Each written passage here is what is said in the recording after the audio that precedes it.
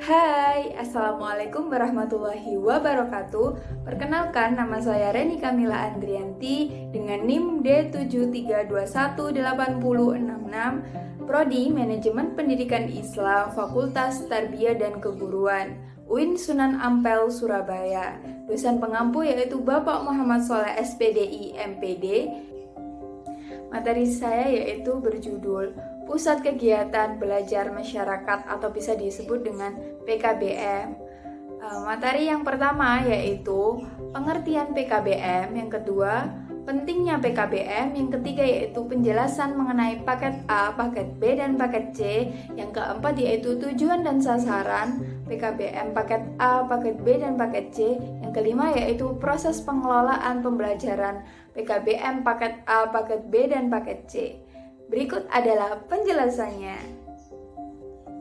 Baik, saya akan menjelaskan mengenai poin yang pertama yaitu mengenai pengertian PKBM. Pusat Kegiatan Belajar Masyarakat atau bisa disebut dengan PKBM merupakan tempat di mana orang-orang atau masyarakat bisa mengikuti program kegiatan belajar.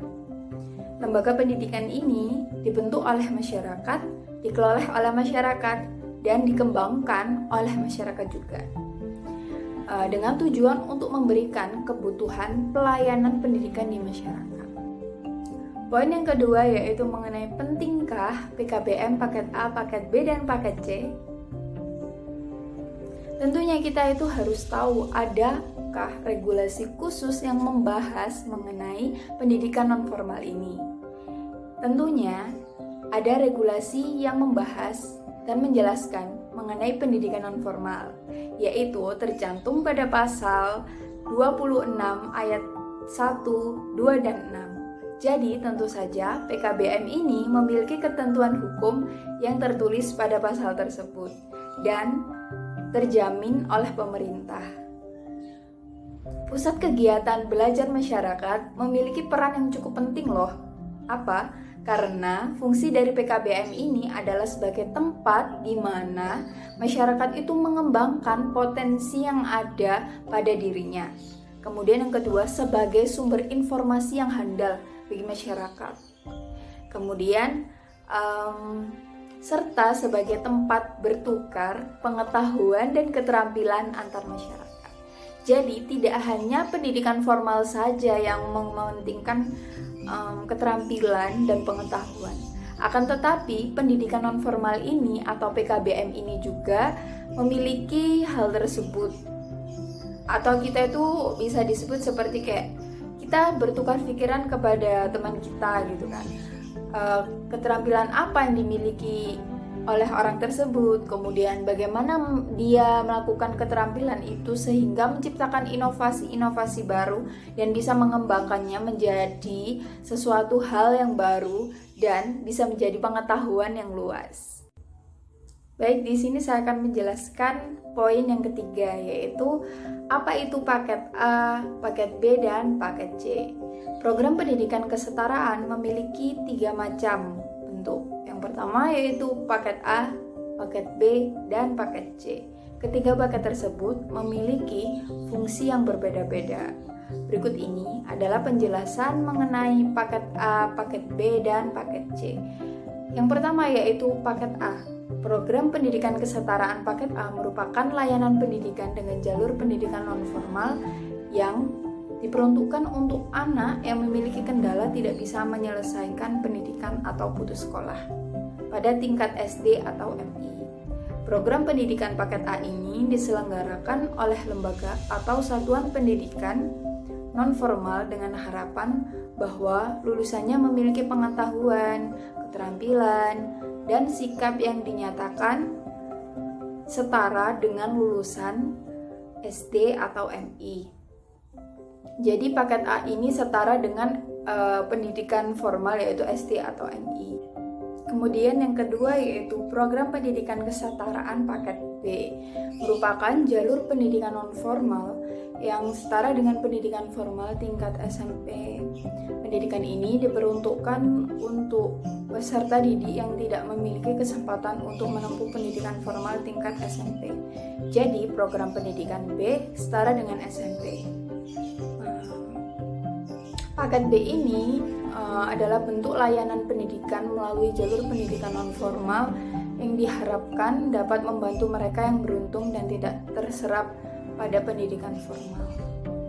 Adapun tujuan dari diselenggarakannya program pendidikan paket B ini yaitu untuk membentuk negara yang penuh dengan pengetahuan, kemudian yang kedua berkarakter dan bermartabat, kemudian meningkatkan kemampuan peserta didik, meningkatkan pengalaman belajar mandiri, kreatif dan produktif, dan mengikuti pendidikan lanjutan yaitu ke jenjang SMA, sekolah menengah atas.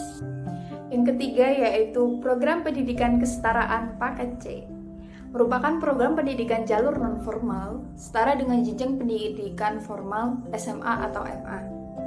Jika kalian tahu bagi siapapun yang terkendala dalam pendidikan formal atau memilih pendidikan kesetaraan untuk ketuntasan pendidikan, pemegang ijazah program paket C memiliki hak eligibilitas yang sama dengan pemegang ijazah SMA atau MA.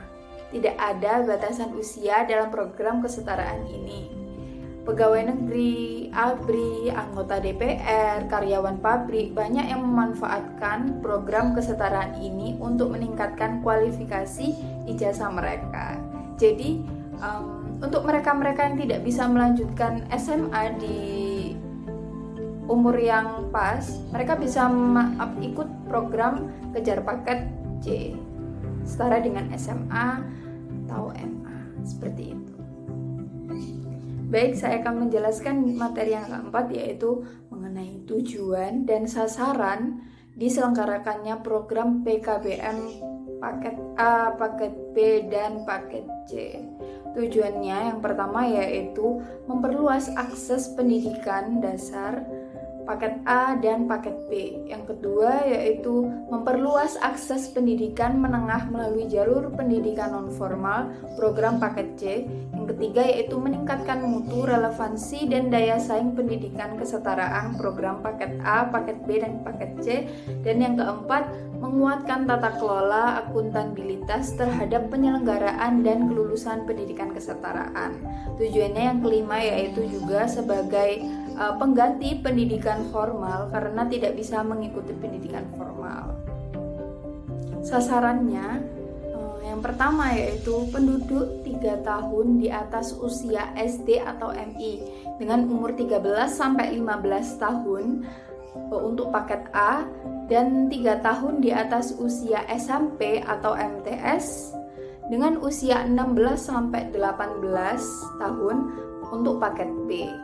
Yang kedua yaitu penduduk usia sekolah yang tergabung dalam komunitas e-learning, sekolah rumah, sekolah alternatif, komunikasi berpotensi khusus seperti pemusik, atlet, pelukis, aktris atau aktor, dan lain-lain. Kemudian yang ketiga yaitu penduduk usia sekolah yang terkendala masuk jalur formal karena alasan sebagai berikut. Alasannya yaitu ekonomi terbatas yang pertama, yang kedua yaitu waktu terbatas, yang ketiga geografi atau etnik minoritas, suku terasing, kemudian yang keempat keyakinan seperti ponpes, kemudian yang kelima yaitu bermasalah dalam hal sosial dan hukum. Poin yang keempat yaitu penduduk usia 15 sampai 44 tahun yang belum tuntas wajar Dignas 9 tahun. Kemudian yang kelima yaitu penduduk usia SMA atau MA berminat mengikuti program-program paket C. Dan yang keenam yaitu penduduk di atas usia 18 tahun yang berminat mengikuti program paket C karena berbagai alasan. Karena ada alasan khusus, keluarga, atau yang lain-lain seperti itu. Materi yang kelima yaitu mengenai proses pengelolaan pembelajaran pada PKBM paket A, paket B, dan paket C.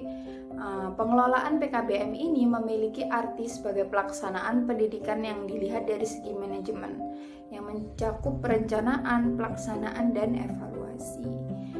Saya akan menjelaskan mengenai perencanaan yang terlebih dahulu. Melalui perencanaan yang baik, PKBM diharapkan bisa menjadi suatu wadah pemberdaya masyarakat yang benar-benar handal, sehingga mampu meningkatkan kualitas hidup masyarakat sebagaimana yang diharapkan dan pada akhirnya mampu meningkatkan sumber daya manusia secara menyeluruh. Perencanaan program paket A, B, dan C bisa dilakukan dengan yang pertama yaitu menerima dan seleksi calon warga belajar. Sebelum pendaftaran, pihak lembaga melakukan sosialisasi kepada masyarakat, baik dalam bentuk tertulis maupun lisan. Bentuk sosialisasi tertulis dilakukan melalui penyebaran brosur, kemudian ada baleho, ada promosi secara media sosial, seperti itu. Sedangkan secara lisan adalah melalui pertemuan rapat, bisa juga seperti itu, maupun warga ke warga atau ya melalui berita seperti itu. Syarat pendaftaran calon warga belajar adalah ijazah terakhir, rapot terakhir, foto, dan fotokopi KTP. Syarat ijazah dimaksudkan untuk melihat pendidikan terakhir yang sudah ditempuh calon warga belajar. Raport terakhir menunjukkan capaian tingkatan kelas yang telah dilalui untuk pengelompokan rombongan belajar. Foto dan fotokopi juga digunakan untuk melengkapi identitas warga belajar, seperti itu. Kemudian yang kedua, perekrutan dan seleksi calon tutor dan narasumber teknis. Syarat kualifikasi yang sebaiknya dimiliki calon tutor yaitu pendidikan minimal S1 dengan prioritas latar belakang pendidikan keguruan dan berprofesi sebagai guru. Jadi penting sekali untuk mengembangkan pendidikan formal ini juga memiliki tentor dan tutor yang benar-benar melalui jalur pendidikan gitu. Kemudian yang ketiga yaitu menyusun SKL dan penetapan kurikulum. Dalam pembelajaran haruslah memiliki standar kompetensi lulusan yang terkait dengan pedoman penilaian dalam penentuan kelulusan. Kemudian yang keempat yaitu penentuan sarana dan prasarana. Penentuan sarana dan prasarana ini juga sangat penting untuk layak atau tidaknya sarana prasarana itu digunakan untuk pendidikan non formal. Sarana pendidikan adalah peralatan dan perlengkapan yang secara langsung dipergunakan dan untuk menunjang proses pendidikan, khususnya proses belajar mengajar seperti gedung, ruang kelas, kemudian meja, kursi, serta alat-alat tulis dan media pengajaran lainnya. Sedangkan prasarana pendidikan adalah fasilitas yang secara tidak langsung menunjang proses pendidikan atau pengajaran, tetapi dimanfaatkan secara langsung untuk pengajaran, seperti itu. Kemudian yang kelima yaitu sumber dana pendidikan. Sumber dana pendidikan didapatkan dari pendiri lembaga, kemudian dibantu oleh donatur yang tidak meningkat. Kemudian dana hibah pemerintah melalui bantuan operasional kegiatan atau bisa disebut sebagai BOK dari Dinas Pendidikan setempat. Kemudian yang kedua, saya akan menjelaskan mengenai pelaksanaannya. Nah, bagaimana sih proses pelaksanaannya? Yang pertama yaitu pemenuhan tugas dan kebutuhan warga belajar.